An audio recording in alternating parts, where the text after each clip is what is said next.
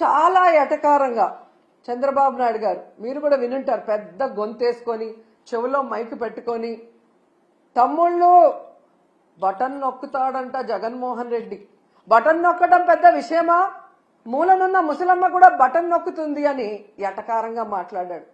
మరి మీకు కూడా 73 ఏళ్లు పూర్తయ్యాయి కదా, మూలనున్న ముసలమ్మ బటన్ నొక్కగా లేంది 73 ఏళ్ల ముసలోడివి మీరెందుకు నొక్కలేకపోతున్నారు ఆ బటన్ అని ముసలోళ్ళందరూ గుసగుసలాడుకుంటున్నారు.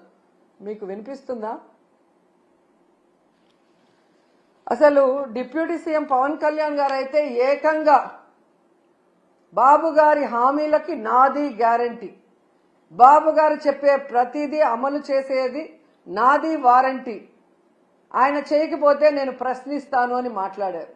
మరి ఈరోజు పవన్ కళ్యాణ్ గారు ఈ సంవత్సరం ఇవ్వాల్సిన తల్లికి వందనం, రైతు భరోసా, నిరుద్యోగ భృతి, ఫ్రీ బస్సు, ఆడబిడ్డ నది ఎవరిస్తారు? మీరిస్తారా? చంద్రబాబు నాయుడుతో ఇప్పిస్తారా? మరి ఇంతవరకు ఇవ్వలేదు కదా. మరి ఎందుకు మీరు ఈ కోట్లాది మంది ప్రజల తరఫున నిలబడి చంద్రబాబు నాయుడిని నిలదీయట్లేదు? ఏం అడ్డం వస్తుంది మీకు అని ప్రశ్నిస్తున్నా. ఈరోజు ఎంత దారుణంగా తయారయ్యారంటే, నేను నా కొడుకు పవన్ కళ్యాణ్ గారు అధికారంలోకి వచ్చేసాం కాబట్టి ఈ రాష్ట్ర ప్రజలు ఏమైపోయినా పర్వాలేదు, వీళ్ళకి మనం చెప్పింది ఏది చేయాల్సిన అవసరం లేదు అని ఎంత కేర్లెస్ గా ఈ ప్రభుత్వంలో ఉన్న పెద్దలు ప్రవర్తిస్తున్నారో మనం అందరం కూడా గమనించాలి. ఎన్నికల ముందుకి ఎన్నికల తర్వాత వాళ్ళ ప్రవర్తన ఎలా ఉంది అంటే, ఎన్నికల ముందేమో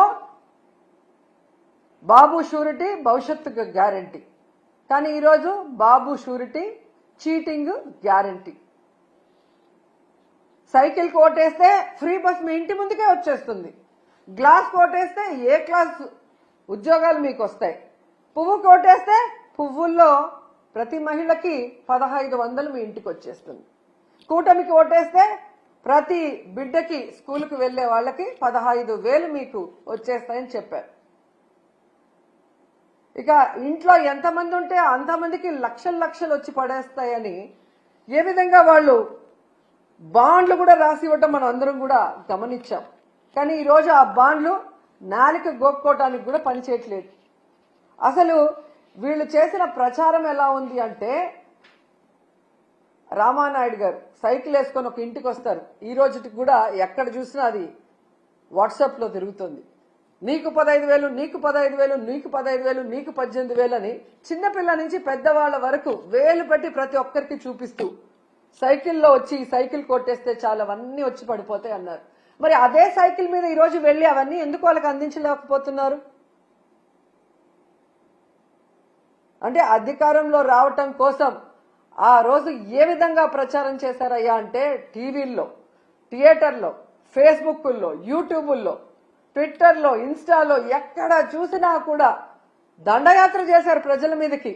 ఒకవేళ తెలుగుదేశానికో కూటమికో ఓటేయకపోతే ప్రతి ఇంట్లో ఉన్న మహిళ లక్షలాది రూపాయలు మిస్ అయిపోతుందేమో అన్నట్టుగా ఊదరగొట్టి, ఈరోజు మీరు చూస్తే సంపద సృష్టించాక, ఆదాయం పెరిగాక మేము ఇవన్నీ చేస్తాము అని ఎంత చావు కబురు చల్లగా చెప్తున్నారు.